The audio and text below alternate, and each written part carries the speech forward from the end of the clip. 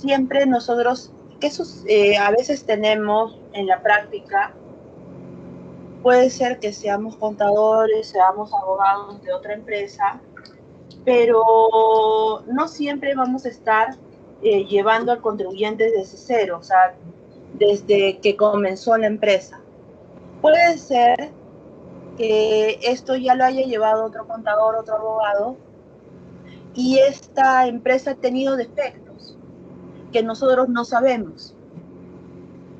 Tuvo un crédito fiscal de 1.000.000 y nunca lo arrastré. Al día de hoy tengo impuesto por pagar. Tuve crédito. ¿Y cuándo se constituyó la empresa? Se constituyó en el 2006, por ejemplo. La empresa se constituyó en el 2006. Tenía la posibilidad de arrastrar ese crédito fiscal, sí, había cumplido con todos los requisitos, pero nunca lo coloqué en mi PDT. Nunca lo coloqué en mi PDT. La pregunta que yo me haría, ahora, en el 2020, en 2021, ya vivo en un año atrás. Ahora en el 2021, ¿podría considerarlo este crédito fiscal? ¿Podría rectificar este crédito fiscal? Dijimos que se constituyó en el 2006, ¿no? ¿Podría rectificar los periodos 2006, arrastrarlo hasta este año? ¿Qué dicen? ¿Alguno tiene alguna idea, por decirlo, algo al respecto? ¿Por qué les pregunto esto? Porque existieron diferentes o dos pronunciamientos por parte de la Corte Suprema. Por eso sería importante saber cuál sería su opinión al respecto.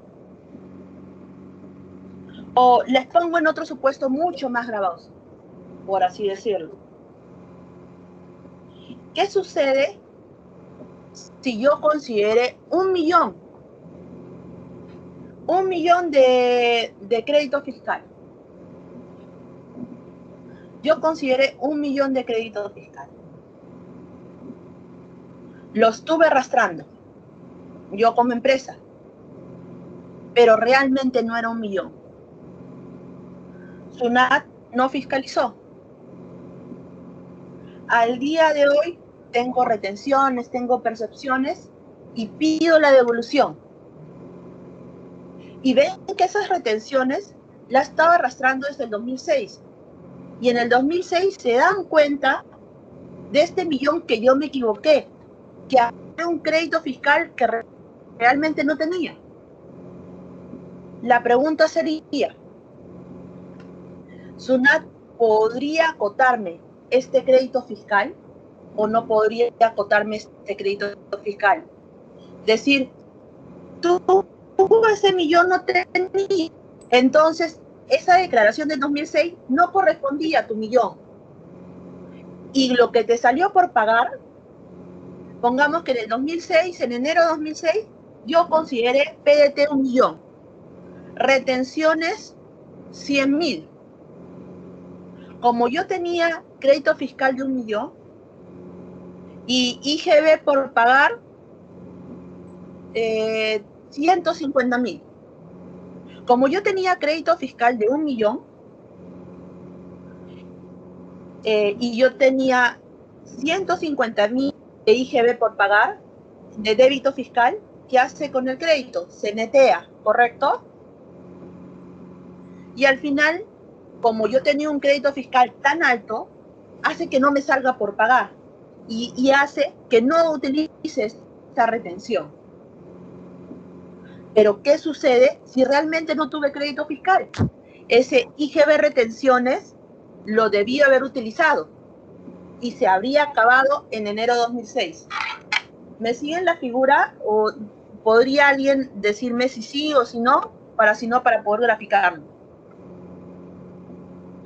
A ver.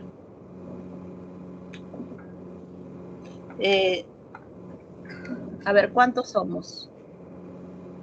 somos varios en la sala. En este caso, nosotros decíamos, bueno, no logro ver nadie que esté levantando la mano, ninguna acotación. Entonces se entendería que todos hemos entendido el ejemplo. Por acá, Sebastián. Sebastián, ¿podrías prender tu micrófono si estás por ahí? Sí, Y hola, decirnos si estamos buenas bien? Hola, tardes. ¿cómo estás, Sebastián? Buenas Esto, tardes, Sebastián.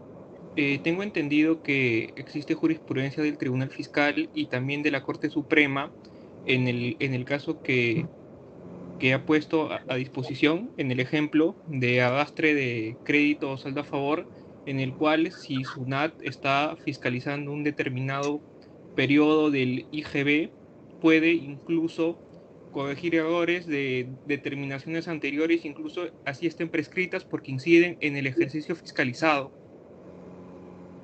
Correcto.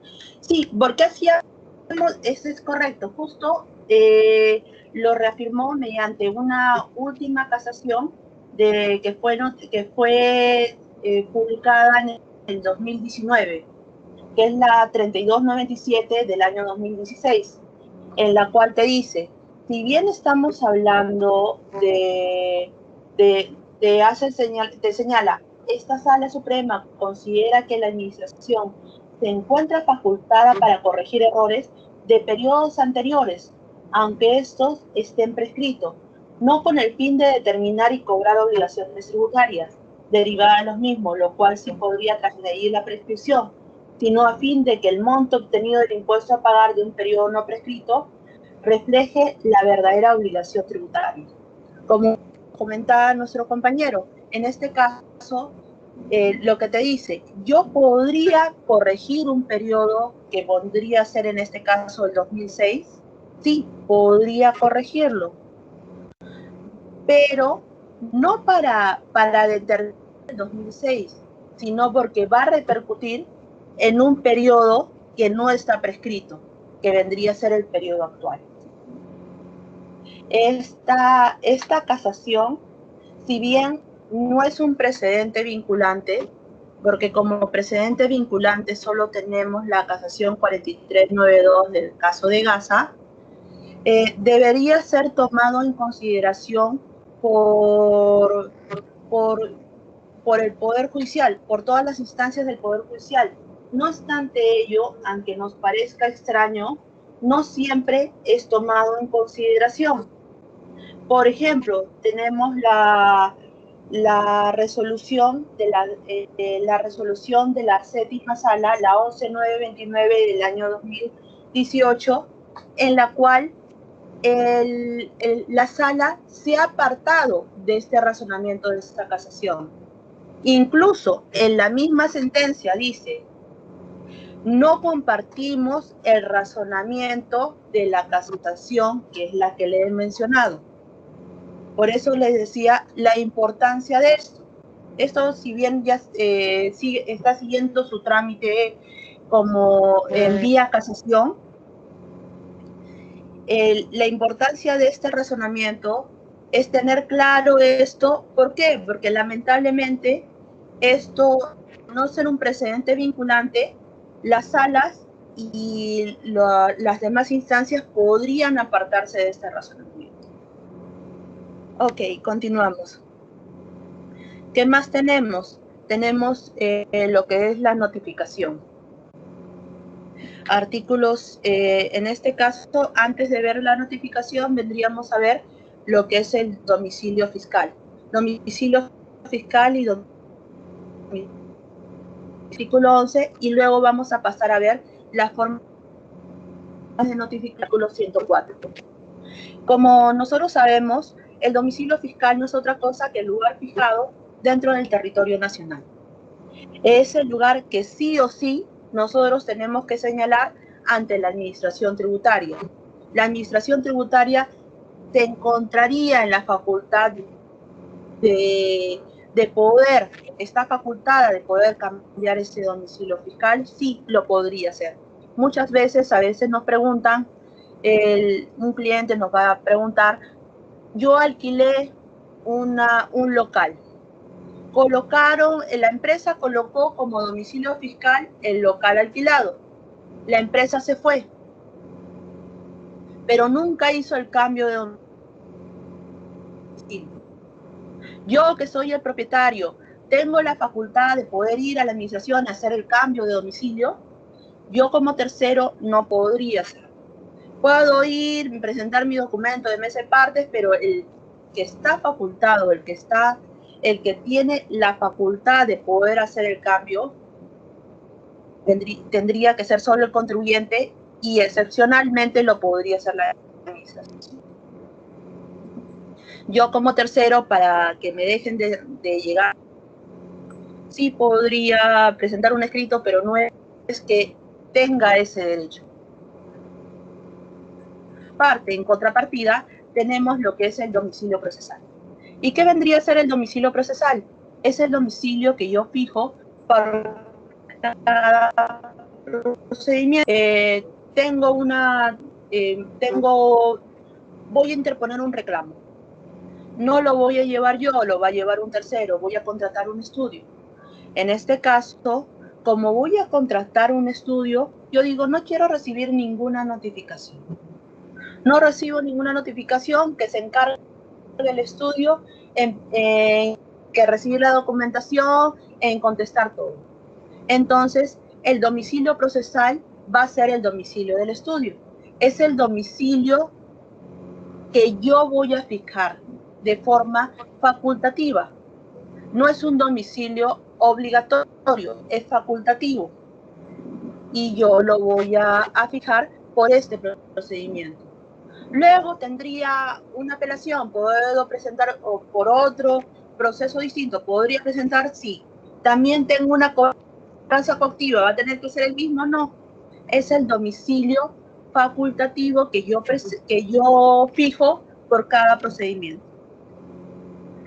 La particularidad que para el caso de cobranza coactiva me hace la referencia, me hace la salvedad que voy a tener un plazo para poder fijar este domicilio, que vendría a ser el de los 3 meses.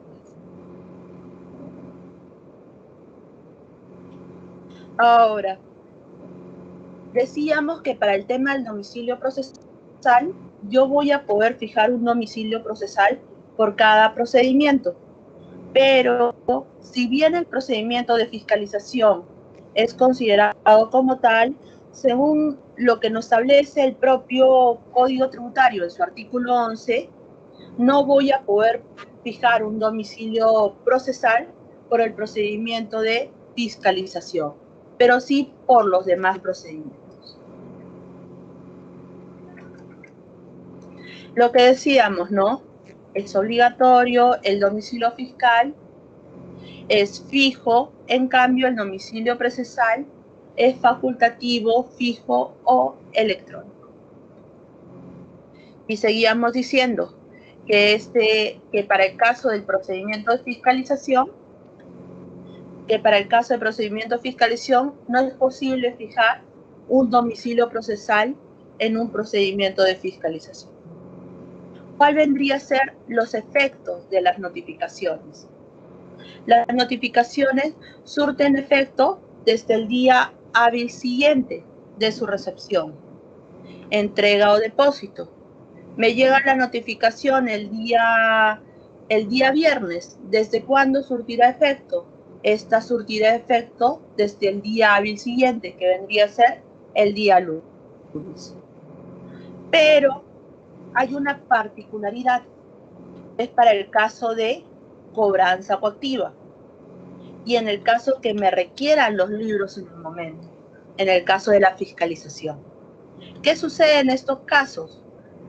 ¿Qué sucede cuando me requieran trabar un embargo, levantar un embargo? Si me requieren trabar un embargo, en este caso la notificación surte efecto en el momento. Y para lo que es levantamiento de embargos también. Pero, ¿por qué surte efecto en el momento? Porque si me dijeran, surtida efecto al día hábil siguiente, como en todos los casos, en este caso yo sacaría todo el dinero que tengo. Sería lo más lógico que podría pasar. Por eso es que en estos casos surte efecto en el momento. También nosotros sabemos que ahora tenemos la figura del domicilio procesal electrónico, y más ahora con esta coyuntura. Formas de notificación. Nosotros sabemos, artículo 104, literal A, que existen diferentes formas de notificación. No es que uno prima encima de otro. Son diferentes formas de notificación que tiene la administración, que puede usar la administración, siendo una de ellas, por ejemplo, el acuse de recibo. El acuse de recibo, ¿cuáles son las características que tiene que tener este acuse de recibo? Apellidos y nombres, número de RUC del deudor o número del documento de identificación que corresponda, número de documento que se notifica, nombre de quien recibe y su firma o la constancia negativa, fecha en que se realiza la notificación. Por acá tendríamos, cuando llega de forma física, los acuses de recibo, por ejemplo, un acuse de recibo. Acá nos viene la siguiente interrogante, porque acá tenemos una serie de cuadros.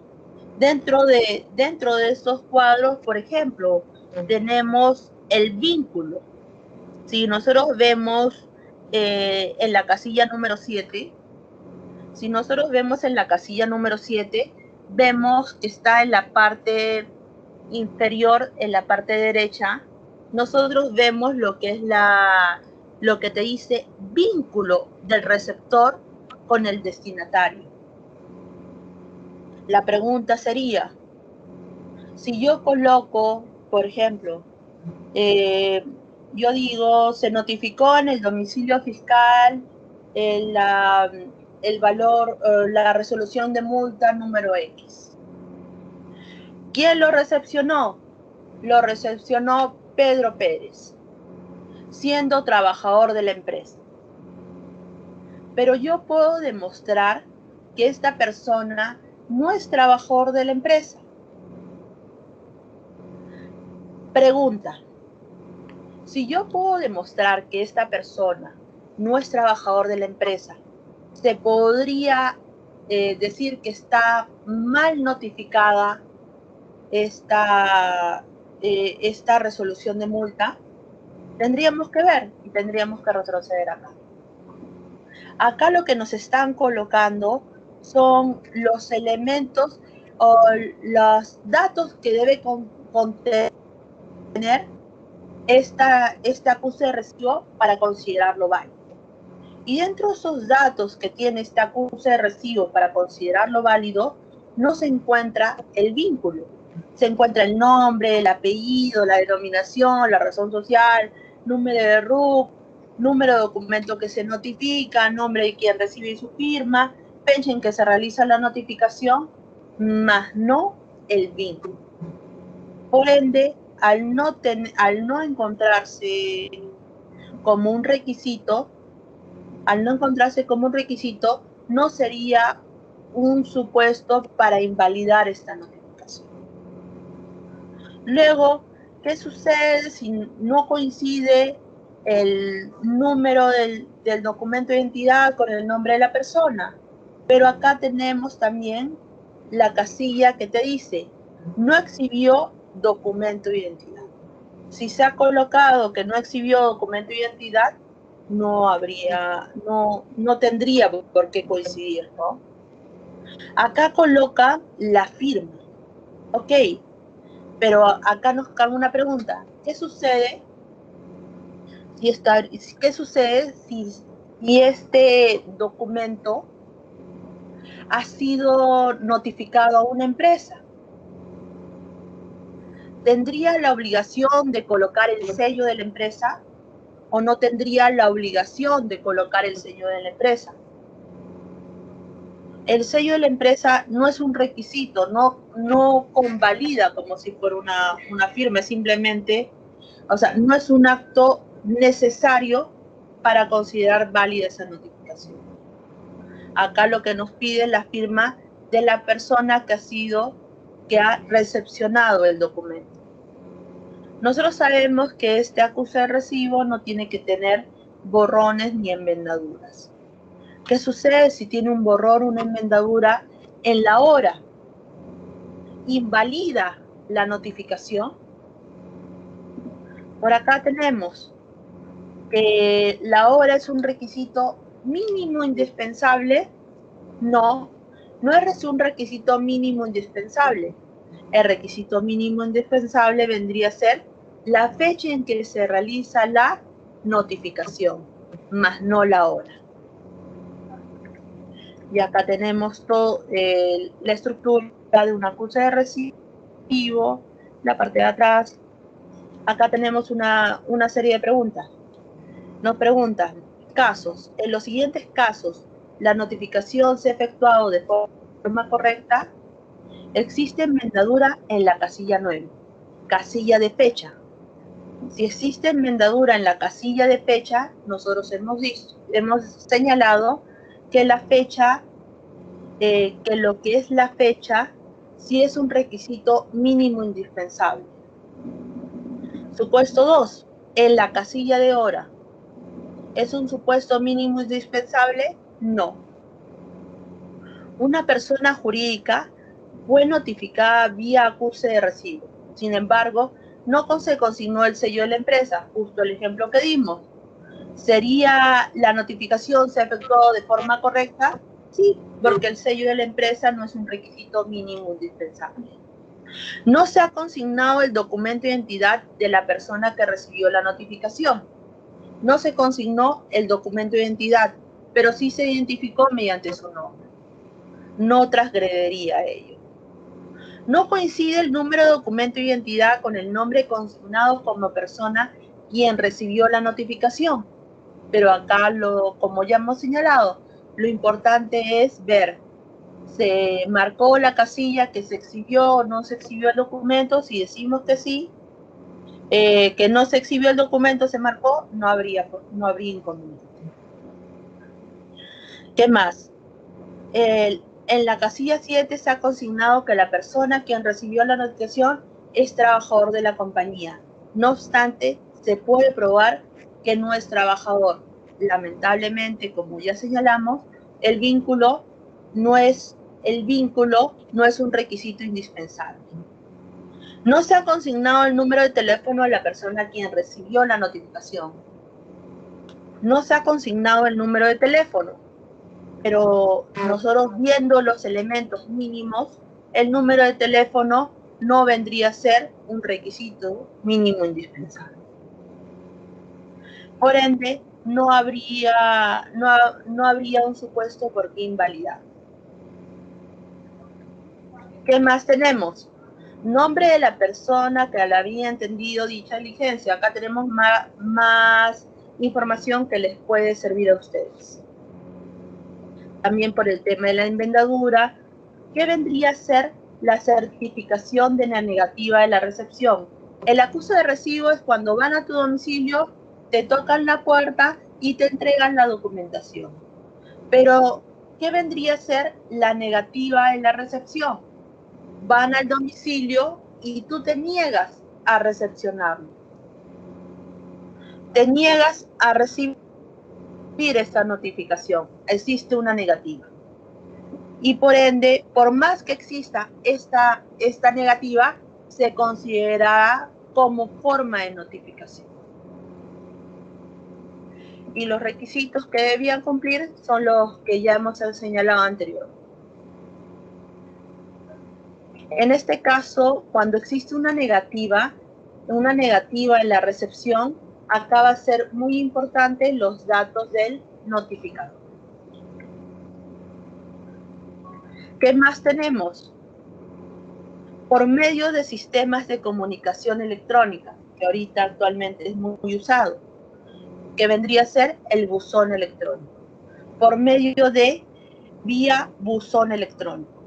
¿Desde cuándo se considerará notificado? Igual, desde el día siguiente.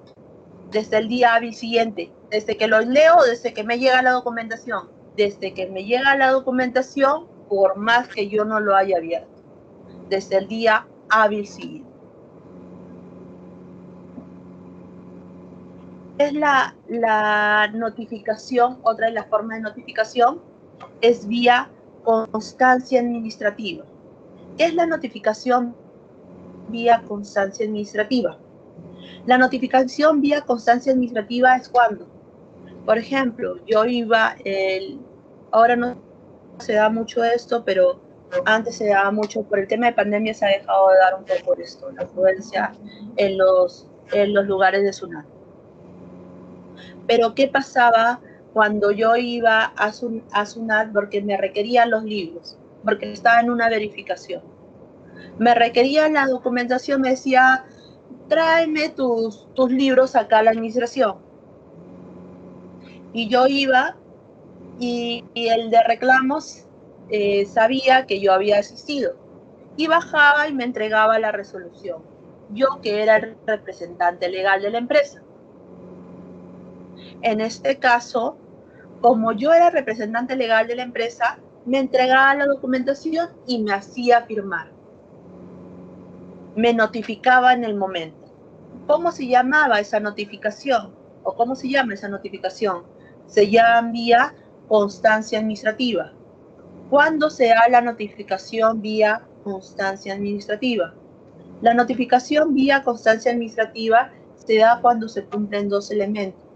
¿Cuáles son estos dos elementos? Los dos elementos son que sea notificado en el mismo lugar, en la sede de la administración, y que sea notificado al representante legal, al autorizado. Entonces, nosotros habíamos dicho, para que sea válida esta notificación, tiene que ser en las oficinas de la administración. ¿Qué sucede si yo solo estoy autorizado para esa revisión que por la que he ido? No podrían darme vía constancia administrativa, porque no estoy autorizado para otra cosa que no sea llevar los libros o la revisión en específico. Y tiene que ser en la misma sede de la administración. Pregunta, o nosotros mismos nos hacemos la consulta. ¿Se acuerdan que anteriormente en las fiscalizaciones iba, bueno, actualmente también, iba el auditor y ya se dejó de notificar vía courier, sino el mismo auditor era el que te notificaba? Porque varias fiscalizaciones se cayeron por un tema de mala notificación. Entonces iba el propio auditor y te notificaba. Te hacía la fiscalización, te dejaba el siguiente requerimiento.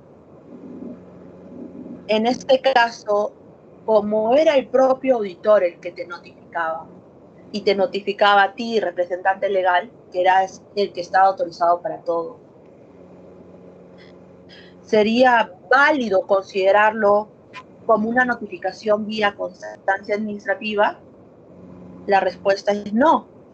¿Por qué? Porque ya habíamos dicho, para que sea vía constancia administrativa, no solo que sea yo como representante, sino que tiene que ser en las propias oficinas de la administración tributaria.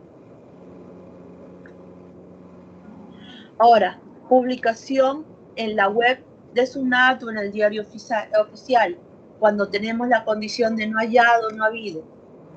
Para poder plantear este tema, es súper importante saber cuándo caemos en la condición de no hallado, cuándo caemos en la condición de no habido.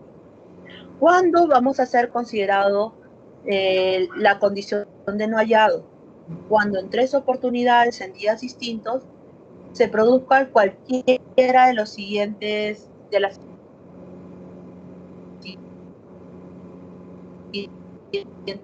ausencia de persona capaz.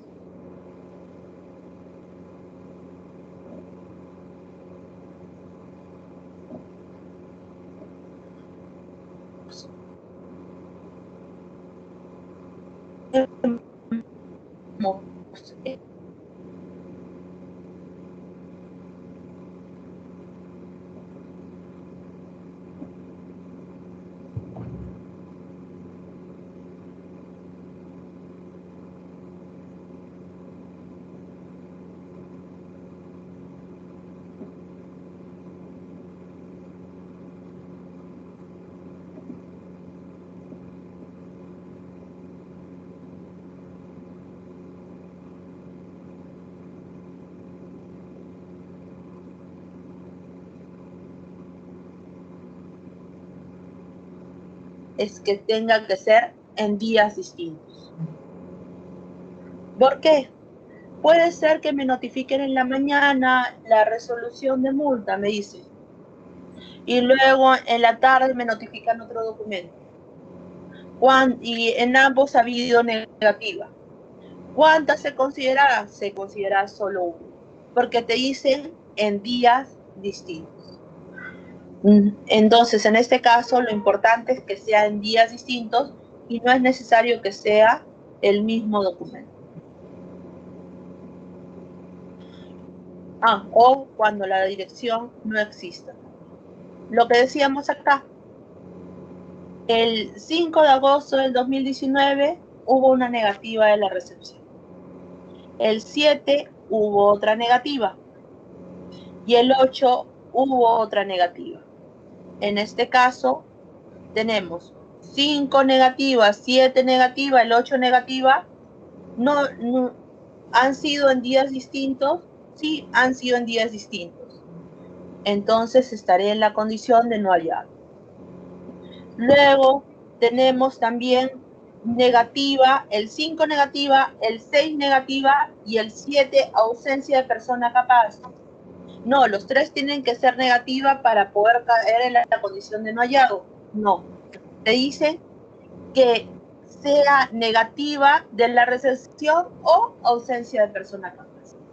Entonces, en este caso, también habrá caído en la condición de no hallado. No es necesario que los 3 sean el mismo supuesto. Basta que sean días distintos para caer en la condición de no hallado. Acá por un tema que es resolución de multa, pero puede ser resolución de multa, el otro puede ser un requerimiento, qué sé yo, ¿no? No es necesario que sea el mismo documento.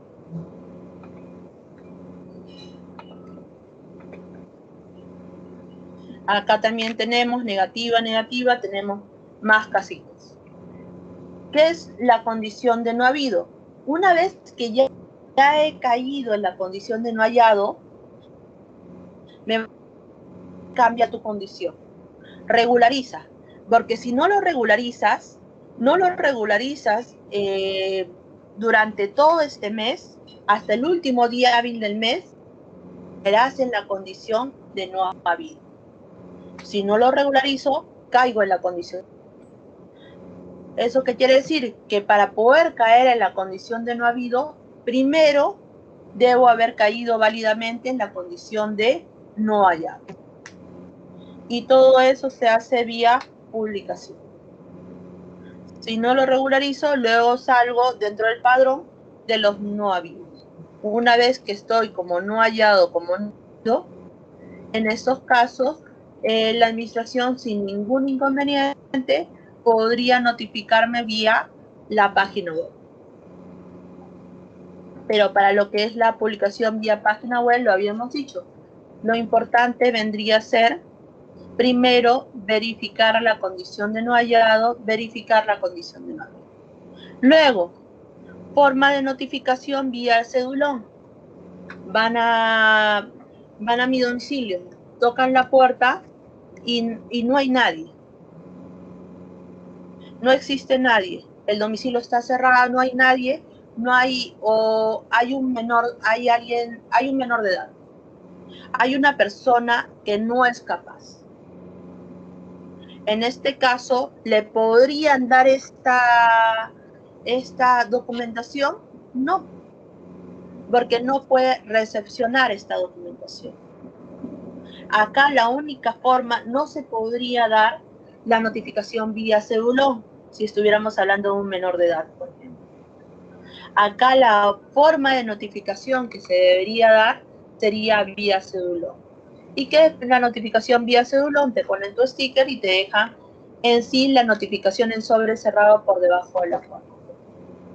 Pero la pregunta sería, ¿realmente te dejan la notificación en sobre cerrado por debajo de la puerta? No siempre se da así. Muchas veces lo encontramos en el jardín, pero eso ya es por un tema, lamentablemente es un tema práctico que la norma solo te dice que te tiene que dejar en un sobre cerrado por debajo de la puerta. A ver ahí cómo acreditamos si realmente se ha dejado en un sobre cerrado por debajo de la puerta. ¿Podría acreditarse vía las cámaras de seguridad? Sí, podría acreditarse, pero en este caso sería demasiado costoso. Recuerdo que para el caso, por ejemplo, de una de las infracciones del 174 por no entregar comprobantes de pago, se presentó como medio probatorio las cámaras de seguridad, donde se observó que realmente el funcionario de la administración no había esperado los 2 minutos que había colocado en el acta. En ese caso, el funcionario de la administración dijo, yo fui, compré el producto, esperé 2 o 5 minutos y no me entregaron mi comprobante de pago. Con esa cámara de seguridad se logró ver que realmente no fue así, lo que hizo que le restara fehaciencia al acta probatoria. Y al restarle fehaciencia al acta probatoria se caía la infracción que le había impuesto. Por ende, ¿podría ser considerado, podría ser merituado? Sí, podría ser merituado. Pero acá es un poco difícil de probar ello, ¿no? Ahí tendríamos que analizarlo también el tema de costo-beneficio y la repercusión que va a caer esto. ¿Por qué? ¿Por qué les digo la repercusión de que va a caer ello? Tendríamos que ver, por ejemplo, qué es lo que nos están notificando. Nos están notificando, por ejemplo, la carta con la que dio inicio a la fiscalización. Sí, ¿se podría caer? Sí, se podría caer si estuviera mal notificada la fiscalización, pero hay la figura de la convalidación de los actos administrativos. En el Poder Judicial también se ha visto el tema de la convalidación de los actos administrativos, y lo que se hizo el razonamiento es, si bien te notificaron de forma incorrecta esta carta, la pregunta sería, ¿tú contestaste esta carta? Sí, contestaste. ¿De qué forma repercutió? Yo digo, pero está mal notificada esta carta, pero tú contestaste esta carta. Hiciste de manifiesto que realmente te habían notificado. Entonces, ahí no habría un supuesta de transgresión. Acá lo podríamos ver también desde un punto de vista de notificación tácita. ¿Y qué vendría a ser la notificación tácita? La notificación tácita vendría a ser el tipo de notificación que se da cuando hay uno de los elementos que no se cumple. Por ejemplo, existe una notificación de forma incorrecta. Me notifican vía acuse de recibo, pero el notificador se equivocó en la fecha. Lo corrigió con lapicero. Puso 7, en lugar 7 era 9, y lo corrigió. Nosotros habíamos dicho que no se acepta borrones ni enmendaduras. ¿Se caería esa notificación? Sí, se caería esa notificación. Pero yo presento mi reclamo. ¿Qué pasa ahí? Al momento de presentar mi reclamo, yo diría, ¿sabes qué? Si bien me notificaron de forma incorrecta, con este escrito de reclamación te estaría poniendo de conocimiento que yo sé de esa notificación. Y acá, al poner en conocimiento de esa notificación, surgiría la figura de notificación tácita. ¿Desde cuándo se consideraría? Desde el momento que yo presento este reclamo. Desde ahí se consideraría la notificación tácita. Sigamos avanzando. Acá tenemos una pregunta, un casito, ¿no? ¿Qué sucedería? Eso de la notificación tácita es importante por el tema, o hay que tener un poco de cuidado por el tema de la multa. ¿Qué sucede, por ejemplo, si yo como empresa tengo que presentar mi declaración? Hubo un mes en la cual no presenté la de J anual. Se me pasó la de J anual. Hasta el día de hoy no la presento. Me notificaron la esquela, me notificaron la resolución de multa y yo no me enteré. Nunca vi el buzón. Luego, nunca vi la notificación, o me notificaron mal. Pido la constancia y veo que tiene enmendaduras. Veo que tiene un defecto esta notificación, esta esquela, esta resolución de multa. ¿Podría caber la figura de la notificación tácita? Sí, si yo interpongo mi reclamo. Cabría la figura de la notificación tácita. ¿Por qué les digo que es importante? Porque la figura de la notificación tácita te dice, ok, existe este error, pero cuando yo pongo de manifiesto que sé o que tengo conocimiento de este error, se va a considerar desde ese día que se va a considerar la notificación, desde que interpongo el reclamo. Si yo quisiera tener la gradualidad máxima que me establece el régimen de gradualidad, lo idóneo sería, primero, presentar la declaración. Ya lo veo por un tema de más beneficioso para lo que es la compañía, ¿no? Desde un punto de vista ya privado, de compañía. Porque si yo presento ahora el reclamo sin haber efectuado la declaración, ¿qué va a pasar? Me van a decir, sí, te notificamos mal. ¿Se considera válido esa notificación? ¿Desde cuándo?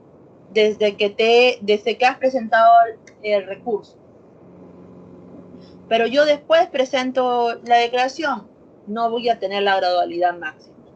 Entonces acá es importante saber desde cuándo se considerará válida la notificación. Desde que yo pongo el conocimiento. Entonces, desde antes, yo debería presentar mi declaración para tener la gradualidad máxima. ¿Qué más tenemos? Determinación de la obligación tributaria. Acá nosotros sabemos que el deudor tributario es quien determina la obligación y la administración en segundo término.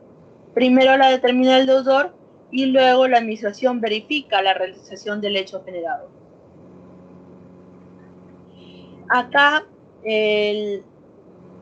nosotros también vamos a ver los tipos de fiscalización: fiscalización parcial, fiscalización total e integral, para poder ver qué aspectos se verifican en estos tipos de fiscalización. Pero como primer término, nosotros sabemos que quien realiza el auto de determinación en primer término vendría a ser el deudor tributario, luego la administración. Formas de declaración. Tenemos dos tipos de declaración: determinativa e informativa. Determinativa, cuando determina la obligación tributaria, ya sea en cero, pero determinamos. Informativa, cuando solo comunicamos datos. ¿Qué más? Tenemos también, lo podemos ver desde otro punto de vista, por el tiempo. Puede ser considerado sustitutoria o rectificatoria. ¿Cuándo es una declaración sustitutoria? Hasta la fecha de vencimiento, yo puedo presentar declaraciones sustitutorias. Tengo mi declaración original, uy, me equivoqué, vence el día 15, lo presento el primero, la original, el día 5 lo vuelvo a presentar, declaración sustitutoria. Sustituye a la declaración original. ¿Hasta cuándo? Hasta la fecha de vencimiento. Pasada la fecha de vencimiento, será considerado declaración rectificatoria. Acá es importante. ¿Por qué? El artículo 88 del Código Tributario te contempla este supuesto. Te contempla el supuesto de declaración rectificatoria y el declaración sustitutoria. Te dice, hay algo importante que te dice. Tengo una fiscalización. Yo he declarado IGB 1000.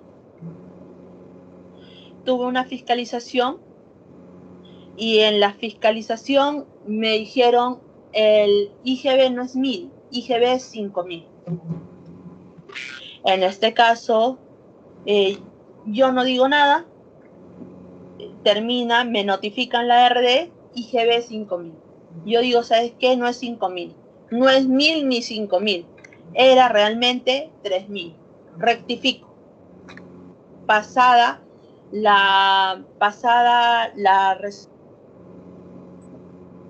o pasado el plazo que me dan para el artículo 75, que son las conclusiones. En este caso, ¿yo podría rectificar y señalar que es 3000? No, no podría hacerlo. El artículo 88 del Código Tributario me señala, solo se podrá rectificar cuando estamos hablando de un importe mayor. Una vez de 75 o una vez ya notificado la resolución de determinación, no se puede, yo como contribuyente ya no podría determinarlo, a menos que sea declarando un mayor importe. ¿Por qué? Porque recordemos que en primer momento quien determina vendría a ser el contribuyente, luego vendría a ser la administración. Una vez ya determinado por la administración, yo ya no puedo volver a determinarlo, porque ya la administración verificó lo determinado por el contribuyente. En este caso, lo único que quedaría, si bien el sistema me permite presentar mi declaración rectificatoria, esta declaración rectificatoria no surtirá efecto. No surtirá efecto y se quedará válido la resolución de determinación. Pero pregunta, pero si yo quiero interponer el reclamo, ¿no debo también presentar mi declaración rectificatoria? No. El Código Tributario no te establece como requisito presentar tu declaración rectificatoria para interponer tu reclamo. Ahora, ¿qué da? También se da el supuesto de que algunos, dentro de la fiscalización alegan, yo he rectificado porque me indujeron, el auditor me indujo a acogerme, me indujo a que yo reconozca esto, pero realmente no quería reconocer, pero el auditor me indujo a ello. La declaración es una declaración voluntaria. Si bien te pueden señalar presente su declaración, pero no te obligan. Eso ya va a depender del propio contribuyente. Además, nosotros ya sabemos que hay pronunciamiento que te dice que en este caso es una declaración voluntaria, inclusive ya no sería un tema controvertido. Ya no sería un tema controvertido. Ya no podría yo reclamarlo, ya no podría apelarlo. No obstante ello, y pese que allá hay un pronunciamiento fijo en instancia administrativa, los contribuyentes siguen reclamando estos casos y ya el Poder Judicial ha señalado, bueno, recién están siendo judicializados algunos de estos casos porque la RTF de observancia no es muy antigua tampoco, pero en sede judicial sí se ha visto varios de estos, bueno, recién se están viendo casos y ya el Poder Judicial está saliendo a favor de la administración, indicando que en estos casos no habría materia controvertida. ¿Por qué no habría materia controvertida? Porque el deudor tributario aceptó vía declaración rectificatoria durante la fiscalización lo acotado por la administración. Posteriormente a la acotación ya no podría, o a la RD, que salga, aunque salga en cero, ya no se podría presentar una declaración rectificatoria. Eso es por el punto de vista del impuesto. ¿Qué sucedería por el punto de vista del régimen de gradualidad? Porque algunos dicen, yo he presentado esta declaración rectificatoria para acogerme al régimen de gradualidad y tener la gradualidad máxima que me permiten durante una fiscalización. Y inclusive yo he hecho esta declaración rectificatoria vía protesto, aun cuando se haya hecho mediante esta figura de vía protesto, que no estoy de acuerdo con esta declaración, pero aún así la presento para acogerme a la gradualidad máxima, ya estás aceptando esta declaración. Y el artículo 88 no hay vacío. El artículo 88 dice, la declaración jurada es voluntaria. Al ser voluntaria, yo estoy aceptando y asumiendo que lo señalado en la declaración es correcto. Inicio de la determinación de la obligación tributaria por acto de declaración del deudo tributario o por la administración por propia iniciativa o denuncia de terceros. Facultad de la fiscalización. Nosotros tenemos tanto la verificación como el procedimiento de fiscalización. ¿Qué es la verificación? Cuando SUNAT te dice, ¿has cumplido con tus obligaciones formales? Sí, pásame tus libros. Piden tus libros para ver si estás en una de las infracciones del 175 o verificar simplemente. Si no están de acuerdo con ello, luego ampliarán para recién determinar la obligación tributaria. Uno es simplemente verificar lo que has hecho, en el cual no te pueden determinar el impuesto a la renta ligera. ¿Te podrían sancionar? Sí. No emitirte una resolución de determinación, porque con la resolución de determinación ya determinan, ya dicen lo que tú declaraste está mal. Te pueden inducir, te pueden decir, corrige esto, que puede haber errores, sí, pueden hacerlo, porque ya hemos dicho que la declaración es voluntaria. Pero no podrían determinar ellos mismos la obligación tributaria. Eso no podrían hacerlo. ¿Cuándo se puede hacer eso? Con el procedimiento de fiscalización. Además, debemos recordar que el procedimiento de fiscalización tiene sus propias reglas, aparte de la establecida en el Código Tributario. El procedimiento de fiscalización se rige por su reglamento, que vendría a ser el Decreto Supremo del 2007. Cosa distinta que ocurre con la verificación. La verificación no se rige por el Decreto Supremo, por el reglamento que salió en el 2007. La verificación solo se rige por el Código Tributario y de forma supletoria por la Ley de Procedimiento Administrativo General. En cambio, el reglamento de fiscalización sí se rige por el Decreto Supremo y aparte por el Código y de forma supletoria por la LPA. Ahora, tenemos lo que son las cartas inductivas también. Las cartas inductivas como parte de la facultad de fiscalización. En las cartas inductivas te inducen, te dicen, puede ser que yo he visto, se han encontrado omisiones comparando con otro proveedor, rectifique de ser el caso. Las cartas inductivas que emite la propia administración. La pregunta sería, ¿estas cartas inductivas repercutirían en el régimen de gradualidad? Porque nosotros sabemos que el régimen de gradualidad, todas las infracciones están acogidos al régimen de gradualidad para inducir al contribuyente en poder acogerse y poder ponerse a derecho, y para ello te permiten pagar con un menor impuesto. Pero la pregunta es, estas cartas inductivas van a repercutir en el régimen de gradualidad. ¿Se encuentra dentro del reglamento de fiscalización como procedimiento tal? No, no se encuentran dentro del procedimiento de fiscalización. Es decir,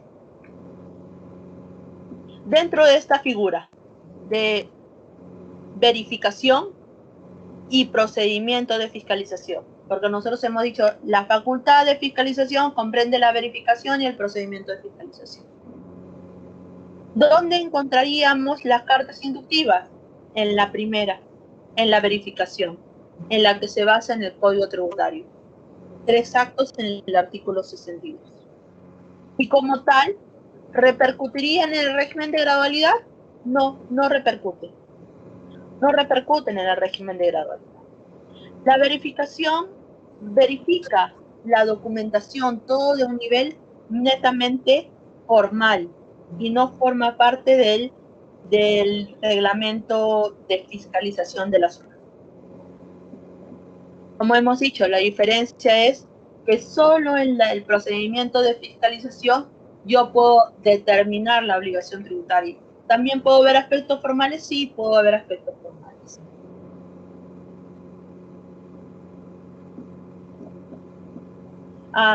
La pregunta es, a veces no citaban, acérquese al local de la administración a la hora tal, a las 10 de la mañana. Y como habían varios contribuyentes que estaban siguiendo antes de uno, teníamos que esperar.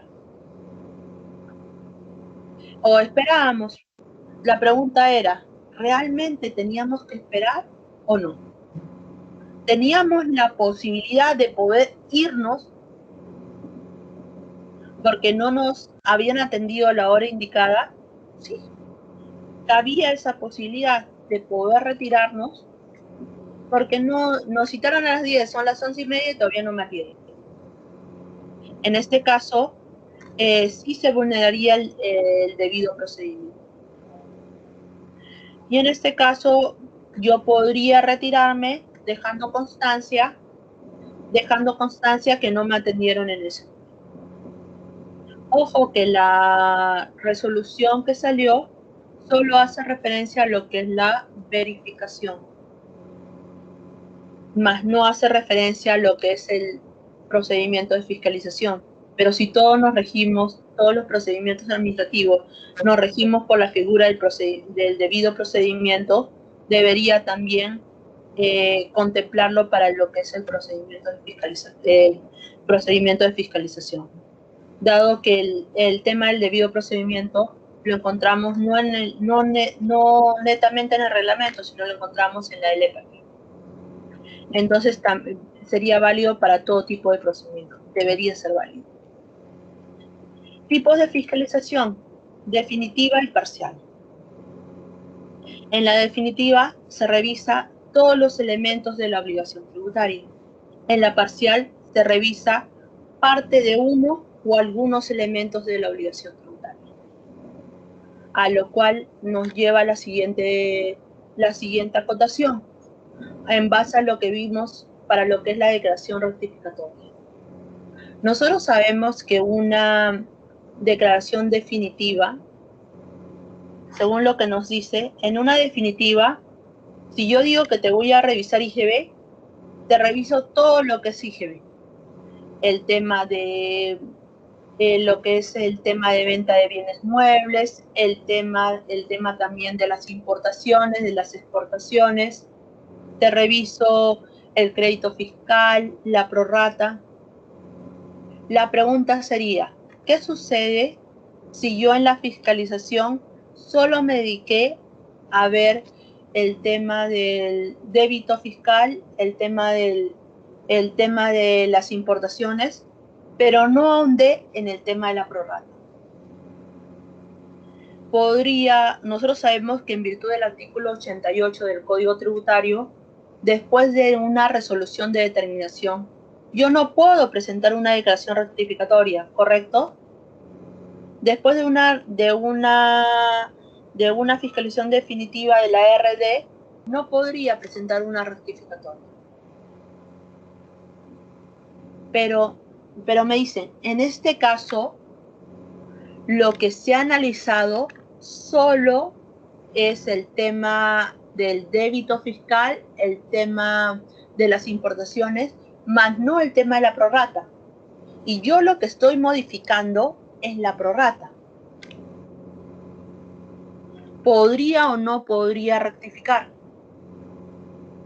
Acá el artículo 88 te dice, después de una resolución de determinación, no se podría rectificar.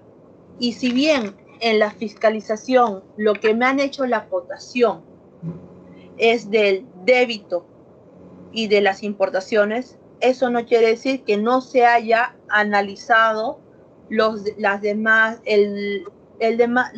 ámbitos de aplicación del IGB.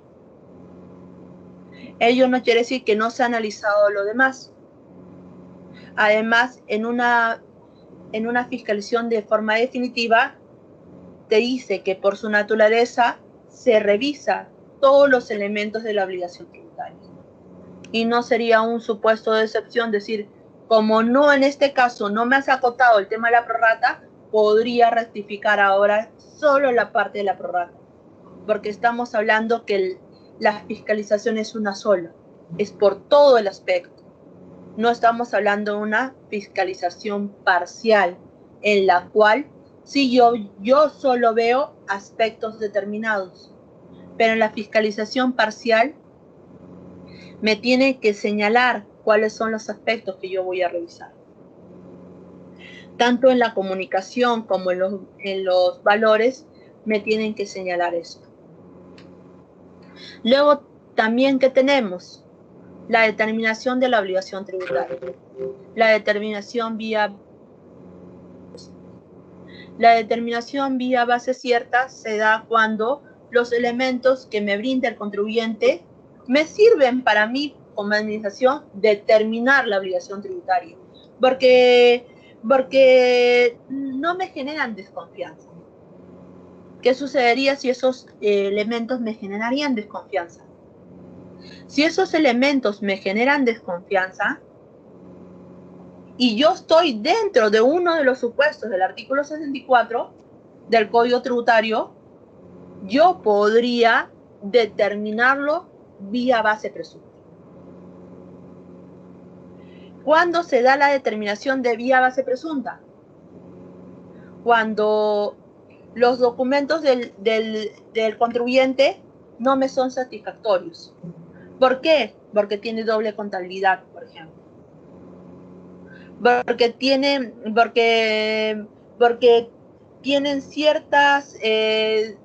tienen ciertos supuestos en los cuales no me dejan determinar correctamente la obligación, y en este caso yo tendría que hacer una estimación que vendría a ser el tema de las presunciones.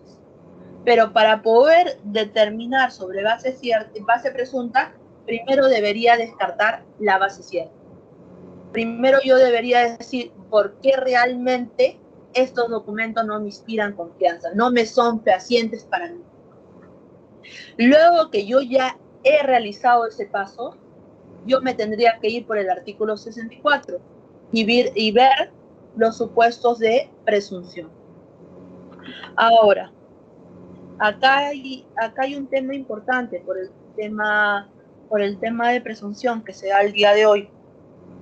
Porque muchas veces, si bien la administración llega a determinar que dice la base cierta no está correcta, los elementos no me generan confianza en este caso, tengo que irme por base presunta, y hasta ahí todo iba bien, el tribunal dice que está correcto, que realmente no se puede aplicar la base cierta, que se debe ir por base presunta, pero se equivoca al determinar, a utilizar la forma de determinación de base presunta que me establece el propio Código Tributario. Se equivoca en la parte operativa. En este caso, el que dice actualmente el tribunal, entonces lo revoca y dice, ¿sabes qué? Te has equivocado. ¿Qué sucede al día de hoy? Al día de hoy, esto la administración lo discute y ya en vía judicial ya no hay mayor controversia, porque esto ya ha llegado a última instancia de la Corte Suprema.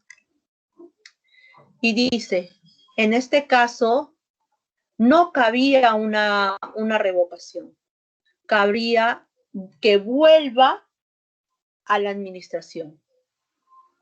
Estaríamos en un supuesto de nulidad. ¿Por qué? Porque el equívoco ha sido por aplicación de esta norma, por aplicación del mecanismo de cómo determinar la presunción. Y por ende, estaríamos dentro de un supuesto de nulidad, más no dentro de un supuesto de revocatoria. ¿Y qué va a pasar ahí? Lo que va a pasar es que después de que ya ha pasado tantos años, se devuelve a SUNAT para que SUNAT lo determine de forma correcta. Actualmente, cuando SUNAT se equivoca, lo que suele pasar, se equivoca no en decir que es base presunta, y no en decir que es base presunta, sino se equivoca ya en la aplicación de la determinación, suele ser revocado. Pero ya la Corte Suprema ha dicho que en esos casos no cabría la revocación, sino cabría las nulidades. Ese es por un tema de ya la historia que ocurre detrás de la revocación cuando hay un equívoco en la determinación de base presunta por parte de la administración. ¿Qué más nos dice? ¿Cuándo se determina sobre base presunta? Cuando se deja de lado la información contable de la compañía, cuando ésta no es fehaciente. Lo que habíamos dicho hace un rato. ¿Qué más? ¿Qué norma voy a aplicar? Yo estoy fiscalizando ahora, en el 2021, pero estoy fiscalizando impuesto a la renta del 2016. El Código Tributario me establece la norma. ¿La norma de qué año voy a ir? ¿La del 2016 o la del 2021? Te dice, determinar la cuantía de la obligación tributaria incontribuyente respecto a un tributo mediante la aplicación de una norma legal al momento de devengarse la referida obligación. Entonces ahí nosotros tendríamos que ir a la norma de lo que es el impuesto.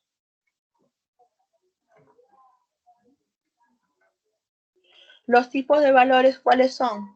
Ya sabemos, 76, 77 y 78. La resolución de determinación, la resolución de multa, la orden de pago. La resolución de determinación es el valor mediante el cual la administración determina la obligación tributaria. Por su parte, la orden de pago es el valor en el cual se basa en lo determinado por el propio contribuyente. Por su parte, la resolución de multa es el valor en el cual se refleja la sanción por una infracción cometida por el propio contribuyente. Procedimiento de fiscalización. Nosotros sabemos que existen tres tipos de fiscalización: definitiva, parcial y electrónica.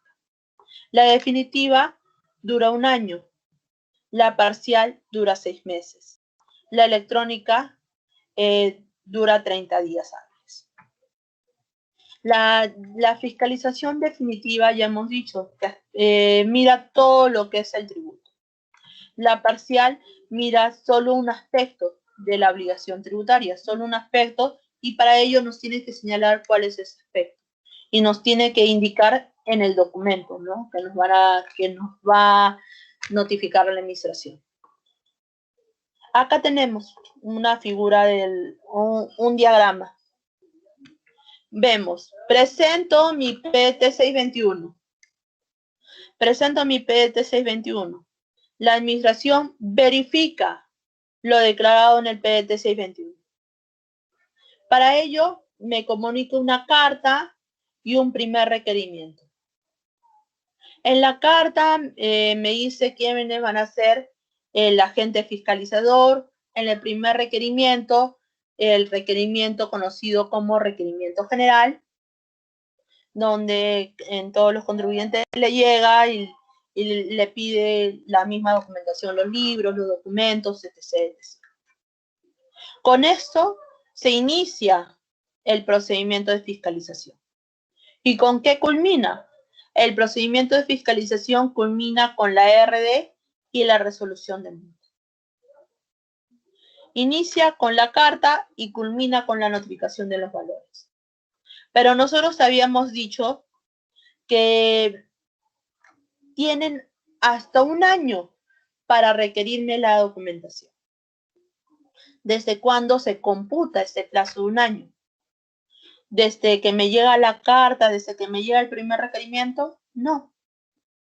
El reglamento te dice, este cómputo de plazo de un año se computa desde que tú entregas la totalidad de la información del primer requerimiento. Acá tenemos en el diagrama, cuando yo entrego la totalidad, recién en ese momento se va a computar el plazo de fiscalización. Desde ahí yo voy a tener un año para que me notifiquen, para que me requieran a mí la documentación.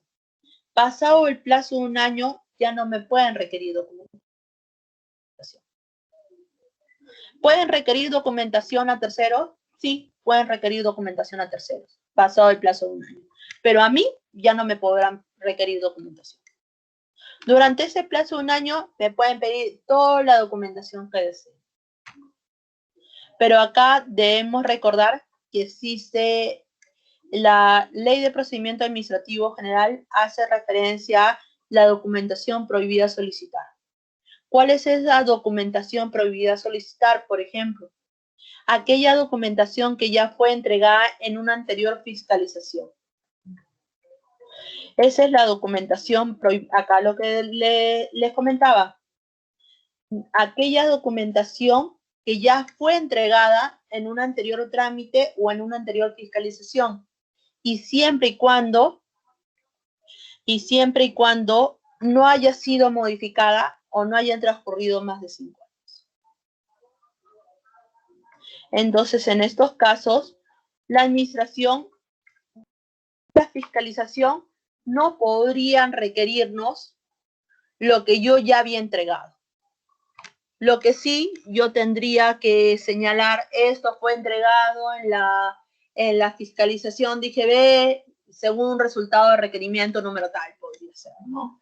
Para dejar constancia que realmente yo ya lo había entregado. ¿Qué más? ¿Cuántos requerimientos me podrían hacer? 1, 2, 3, 4, N cantidad de requerimientos. No existe un máximo de requerimientos. El primer requerimiento se llama requerimiento general y los demás requerimientos son los complementarios. Me pueden requerir mayor información, me pueden requerir la información que no entregué para efectos de acogerme al régimen de gradualidad. Me pueden requerir también lo que es nueva información, la documentación que no entregué, lo que es el régimen de gradualidad, y mediante ese requerimiento complementario también me pueden notificar las conclusiones. ¿Y qué son las conclusiones? Las conclusiones no son otra cosa. Las conclusiones no son otra cosa que un preliminar a lo que van a ser los valores. Esas son las conclusiones. Es un adelanto de lo que dice la administración. ¿Sabes qué? Yo te voy a reparar prorata, te voy a reparar lo que es el tema de caso del directorio, etc., etc. Antes de emitirte los valores, yo te emito las conclusiones para que hagas sus descargos. ¿Y cómo se hace estas conclusiones? ¿Cómo se notifican? Se notifican vía requerimiento. Y como decíamos, pueden ser N notificaciones. ¿Qué más? Nosotros, todos los documentos que nos requiera, debemos presentarlo, a menos que sea esta documentación prohibida solicitar. ¿Qué sucede si yo no presento esta documentación? Aparte de tener una infracción por el 177, numeral 1, numeral 5, según sea el caso, yo no lo voy a poder presentar en reclamo ni en apelación, mucho menos en la etapa judicial tampoco lo voy a poder presentar. ¿Qué sucedería si me dicen, por ejemplo, preséntame toda la documentación susténteme de forma documentaria la causalidad del gasto de la cuenta 65, de la cuenta 60.20, lo que sea? Y yo digo, y me ponen tales como contrato, etc. Pero yo tenía, por ejemplo, un informe y no lo presenté. Y yo hago mención. Pero en este caso, lo que me pidieron fueron los contratos. No me pidieron el informe. No es necesario que se requiera con nombre propio los documentos. Cuando te dice presénteme de forma documentaria para demostrar la causalidad, no es necesario que te señale con nombre propio cuáles son los documentos. Ahí ya te está diciendo cualquier documento. Y esto inclusive ya ha quedado sentado en sede, en instancia de casación. No es obligatorio, la administración no tiene la obligación de señalar cuáles son todos los documentos que debe cumplir o que debe entregar el contribuyente para desvirtuar el reparo. ¿Qué más tenemos? En este caso, también tendríamos, desde un punto de vista del contribuyente, no es solo es también importante ver, si bien es importante ver las nulidades o los defectos que podría acarrear cada documento, también tendríamos que ver cuál es el perjuicio que le ha acontecido al contribuyente. Porque si bien hay un tema formal, si esto luego posteriormente queremos acotarlo e invocar este supuesto de nulidad del acto, también esto, si llegara a ser judicializado, muchas veces el razonamiento del juez es el perjuicio que esta supuesta nulidad ha acarreado en el proceso. Me explico mejor. Por ejemplo, nosotros decimos que la carta tendríamos que para iniciar la fiscalización tendríamos que entregar la carta y el primer requerimiento. Esta carta tendría que ser firmada por el auditor. Y este primer requerimiento también. ¿Qué sucede si yo digo, o por un funcionario de la administración? ¿Qué sucede si yo digo, no, la norma me dice que esto tiene que ser firmada solo por el auditor? No podría ser otro funcionario el que firme este documento. ¿Parece razonable? Sí, parece razonable. Sin irme a las normas de competencia de quién tendría que firmar la documentación. Solo por un tema de conservación de los actos. ¿Parece razonable? Sí, parece razonable. Pero acá muchas veces, ya en el tema judicial, lo que ve en la figura es qué perjuicio ha ocasionado que no esté con la firma de este auditor, si es que no se ha dado, ¿no? No yéndome a un mayor análisis al respecto. ¿Ha habido un perjuicio o no ha habido un perjuicio? ¿Te ocasionó un perjuicio a ti? ¿Te disminuyó los días? Tú inclusive contestaste y sustentaste. Entonces no hay un defecto. Si bien podría acarrear un defecto de nulidad, acá por un tema de conservación, se podría decir, entre comillas, se pasa por alto, porque no existe un perjuicio en el procedimiento en sí mismo. Y eso es ya para poder verlo no solo quedarnos en el tema de requisitos y no irnos más allá, ¿no? Para no estar haciendo procedimientos y procesos que al final no nos van a poder dar la razón. ¿Qué más? Nosotros decíamos que tenemos la carta, que tenemos el primer requerimiento, que pueden llegar N requerimientos, N resultados de requerimientos. La fiscalización va a durar 1 año.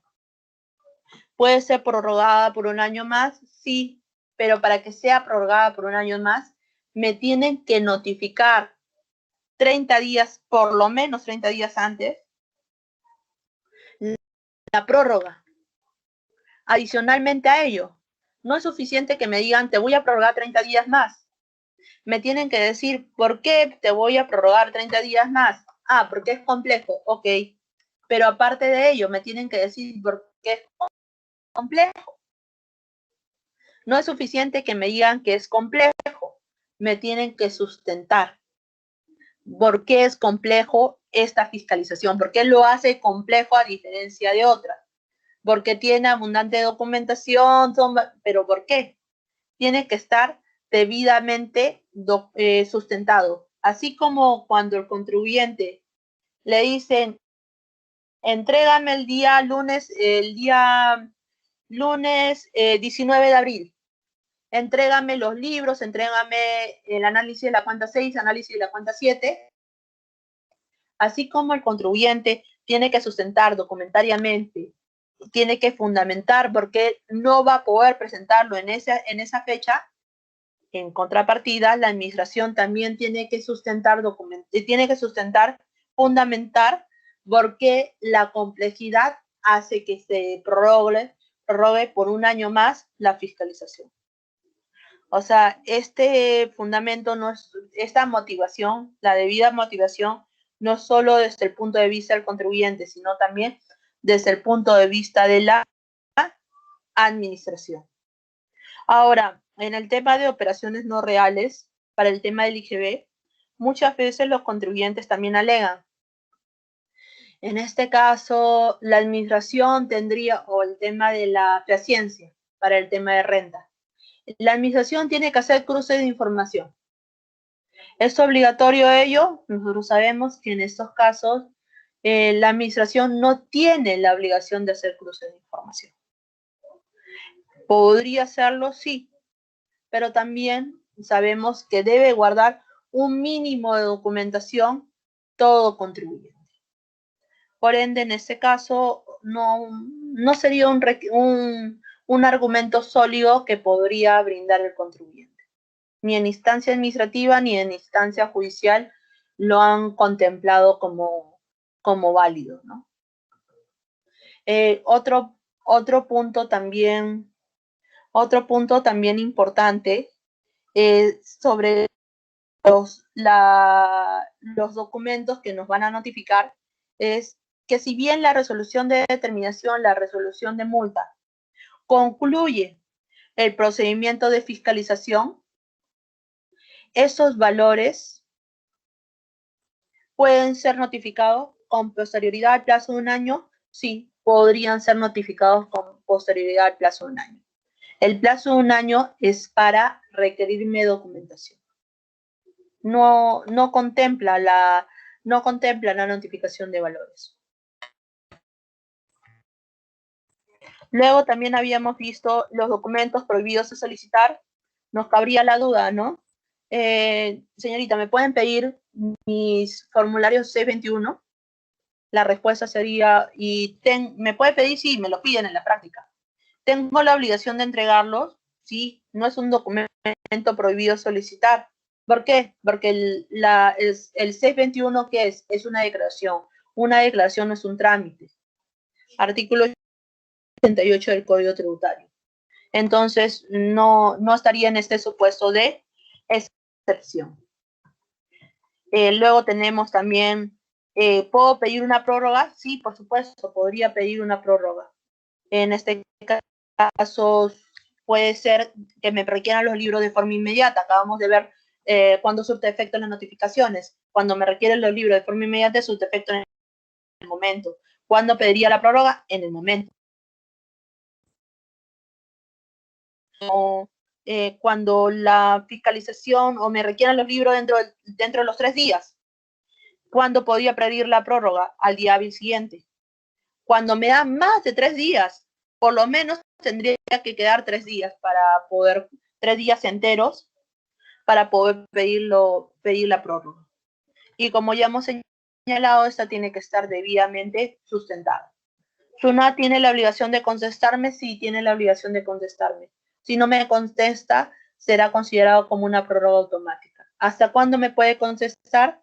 Me puede contestar hasta un día anterior a la fecha de vencimiento. Si no me contesta, no habría problema, porque no habría problema siempre y cuando yo he pedido hasta 5 días. El problema surge cuando pido más de 5 días. ¿Por qué? Si yo pido 2 días, me dan 2. Si yo pido 1, me dan 2 días. Si yo pido 3, me dan 3. Si pido 4, me dan 4. Si pido 5, me dan 5. Pero si pido 6, 10, 15, 20 días y no tengo respuesta, solo me van a dar 5 días. Entonces, la prórroga, ¿la puedo pedir? Sí, tiene que estar correctamente sustentada. ¿El SUNAT tiene que responder? Sí, tiene que responder, pero si no responde hasta el día anterior, se considera aceptado. Y me lo van a dar por el mismo tiempo o quizás por un plazo mayor según sea los días que he pedido. Pero solo en el supuesto que he pedido más de 5 días, solo me van a dar 5 días. Luego ya hemos dicho los medios probatorios que yo no he entregado durante la fiscalización, no lo puedo entregar en reclamo, ni apelación, ni mucho menos en la etapa judicial. Entre otras cosas que ya la próxima clase lo vamos a ver. ¿Qué más? La duración de la fiscalización y su cómputo, ya hemos dicho que es 1 año. El plazo es 1 año, puede ser prorrogado si la parcial solo dura 6 meses y no existe prórroga. Pero la parcial la puedo ampliar a una definitiva, sí, por supuesto.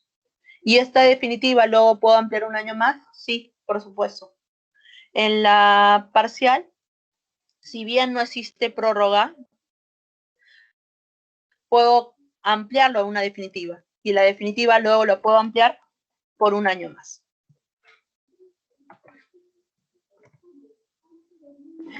Formas de ampliación. Nuevos periodos, tributos, dúas y nuevos aspectos. Acá tienen una serie, acá les he puesto también otros casos. Más adelante van a ver una serie de casos que podrían darse en lo que es la fiscalización. Entre ellos tenemos la motivación de la prórroga, que ya lo hemos conversado, que vendría a ser la prórroga del plazo de fiscalización que tiene que ser motivado por la administración. Nosotros hemos dicho que el plazo es de 1 año, pero este plazo de 1 año puede estar suspendido, sí. Se puede suspender, sí, por una serie de supuestos, caso fortuito, fuerza mayor, cuando requiere información de otras entidades, cuando existe un cruce de información con otra entidad del Estado, etc., etc. En esos casos se podría dar la suspensión, pero también tiene que ser comunicado al contribuyente. Ya acá nos vamos a detener y la próxima clase ya continuamos con un poco de fiscalización parcial, electrónica y todo lo demás que nos falta. Ya le he entregado el material, luego lo podrían verificar y si tuviéramos alguna duda ya lo conversamos en la próxima sesión.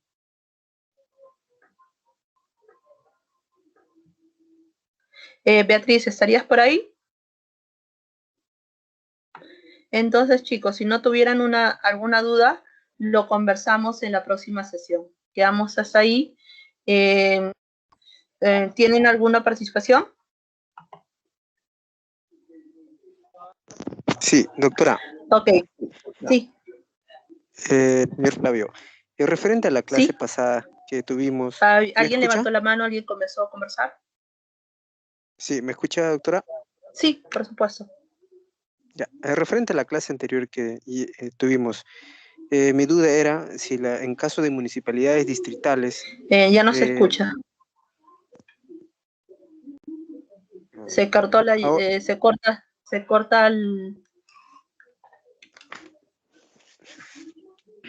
se escucha entrecortado, solo escuché la parte referente a la clase anterior. Ahora, doctora, ¿me escucha? Sí. Sí. Doctora. No se te escucha. Lamentablemente no se te escucha, se entrecorta. Solo se te escucha cuando dices doctora. Mira, hagamos algo porque estás con problemas de micrófono. Te dejo mi correo y me escribes. Y un momentito. Porque no se te escucha. ¿Aló? A ver, bríndame su correo, doctora, por favor. Ahí ya se te escucha. Ahí ya se te escucha. Sofía Figueroa Suárez. Un momentito. Sofía Figueroa, juntos.